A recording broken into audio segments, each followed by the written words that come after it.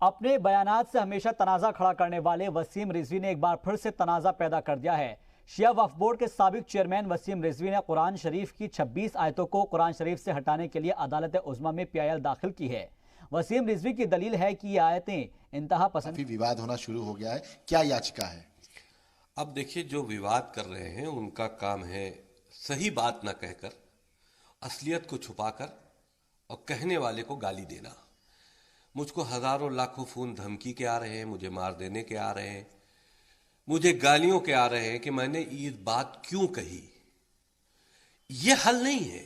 हल ये है कि आप बताओ कि जो बात हमने कही है वो गलत है। रसूल की इंतकाल के बाद जब खलीफाओं का दौर आया तो पहले से लेकर तीसरे खलीफाओं के दौर में यह कुरान एक किताबी शक्ल में लिखा गया। अब उसके अंदर दो तरह की आयतें हैं। एक इंसानियत के हक में है कि तुम्हारा दीन तुम्हारे साथ, हमारा दीन हमारे साथ, दुनिया में खलफिशार ना पैदा करो। इस तरह की भी आयतें हजारों हैं, बहुत सी हैं, सूरे बहुत से हैं। और वहीं पर इस तरह की 26 आयतें ऐसी देखने को मिलती हैं जो इसके विपरीत है, जिससे इंसान में अलग होने की एक शिक्षा मिलती है कि तुम अलग हो और धर्मों से। तुम कत्ल करने के लिए तुमको छूट दी गई है, काफिरों का कत्ल कर दो। ये तमाम चीजें हैं जो हमने अपनी पीआईएल में सुप्रीम कोर्ट में दाखिल की है। पहले हमने तो 57 मुस्लिम ऑर्गेनाइजेशंस को पत्र लिखा था कि आप इस पर विचार कीजिए। ये जो 26 आयतें ऐसी हैं जो मदरसों से लेकर हर जगह बच्चों को पढ़ाई जाती है, क्योंकि इस्लाम की पढ़ाई, बेसिक पढ़ाई जो है वो कुरान मजीद है, जो छोटे से बच्चे को पढ़ाना शुरू किया जाता है। अगर वो बच्चा इस तरह की चीजों को पढ़ेगा तो आगे जाकर वो किसी ना किसी कट्टरपंथी मानसिकता का शिकार हो जाता है, या कहीं ना कहीं इंसान दिल के अंदर है। कोई भी दुनिया के अंदर ग्रंथ नहीं है जो इंसान के दिल के अंदर है। अब रिक साम जादू अथर्वों को फंसा दो, बोले हम कितने मंत्र पढ़ सकते, मगर कुरान करीम है वो बिल्कुल तालिब इल्म का, आलिम दिन का बिल्कुल इसके अंदर है। आज एक जालिम बादशाह जो अल्लाह के नबी अलैहिस्सलाम के जमाने से पहले, जब मूसा अलैहिस्सलाम को अल्लाह तबारक व तआला फिरौन जुल्म करता था बनी इस्राइल कौम को, 1400 साल के पहले की बात है, जब अल्लाह तबारक व तआला फिरौन कहता था अना रब्बुकुमुल आला, मैं इस दुनिया का रब हूँ, मुझे रब मानना है। तो इस दुनिया के अंदर जालिम बादशाह भी आया, उसका नाम क्या है? सैयद वसीम रिजवी। उसका नाम क्या है भाई? सैयद वसीम रिजवी। नाम से तो मुसलमान लगता है, काम से कुछ और है। सिया की भी कौम ये नहीं कहती जो भाई कुरान की आयत को उखाड़ कर फेंक दिया जाए। बोले 26 आयत कुरान के अंदर ऐसी है तो लोगों को जिहाद करने के लिए उछालता है।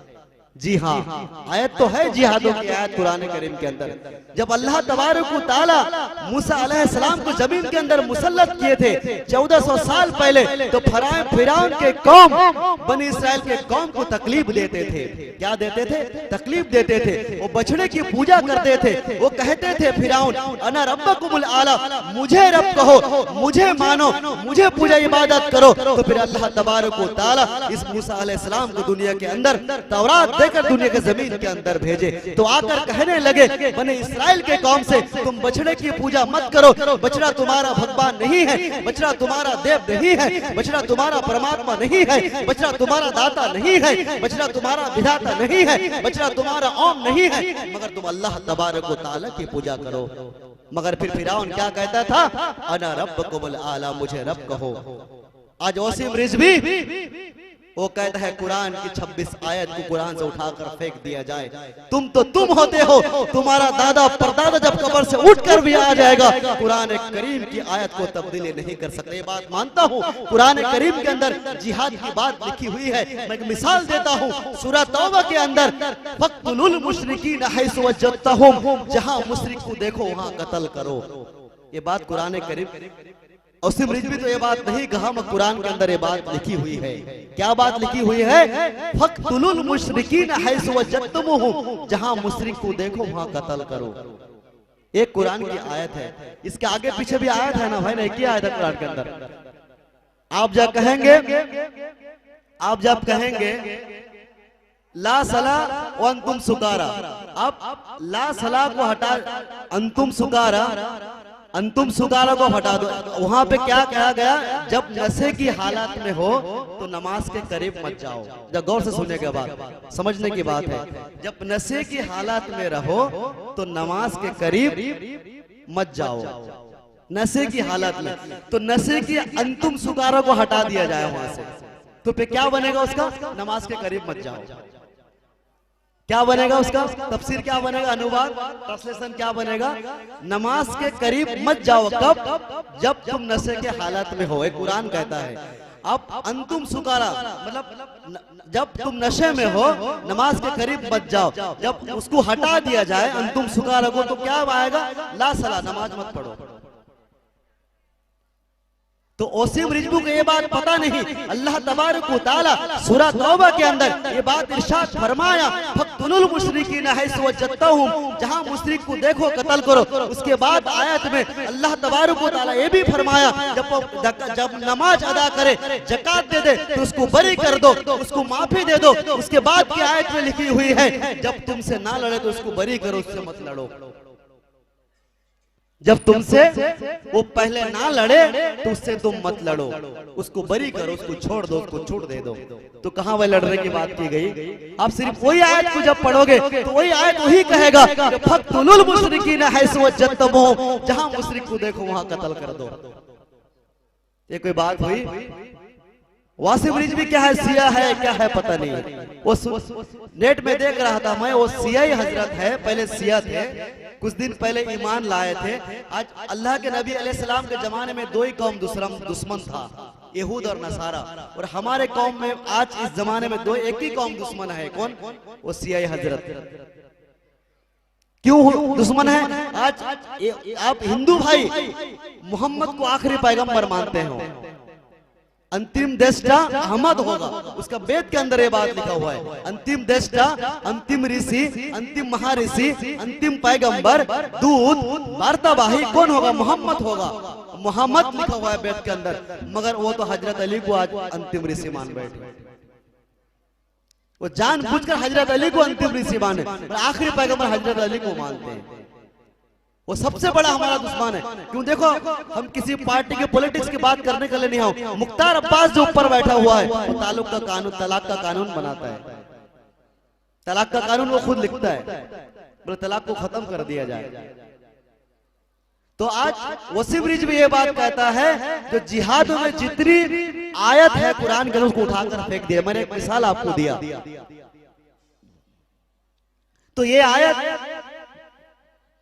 खरी कुरान की आयत पढ़ने से आपको काम नहीं चलेगा, आपको तफसीर भी देखना है, आयत की शान नुज़ूल भी देखना है। ये आयत कब उतरी थी, कहां पर उतरी थी, किस वजह से आई थी आयत कुरान करीम के अंदर।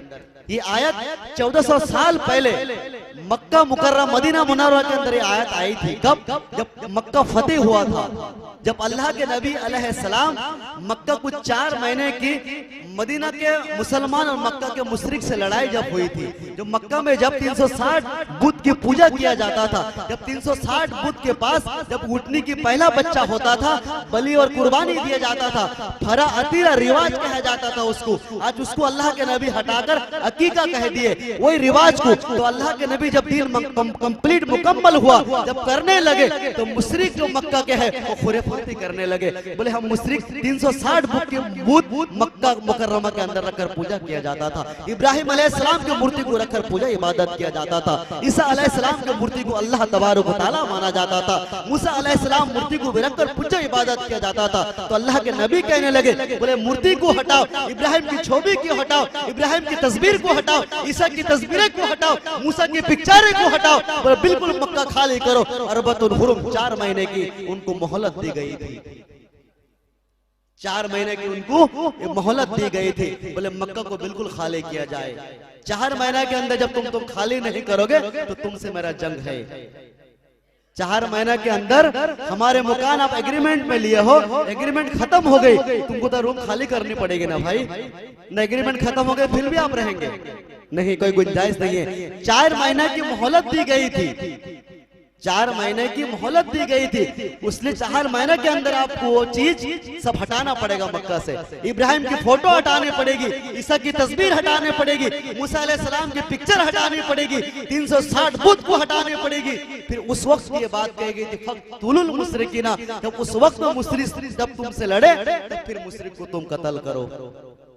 तो आज 1400 साल बाद, पहले 1400 साल के बाद सैयद वसीम रिजवी कहता है जो ये बात बिल्कुल जिहाद में उभारता है। वो तो बात तो 1400 साल के पहले की बात थी, ये तो आज की बात नहीं है।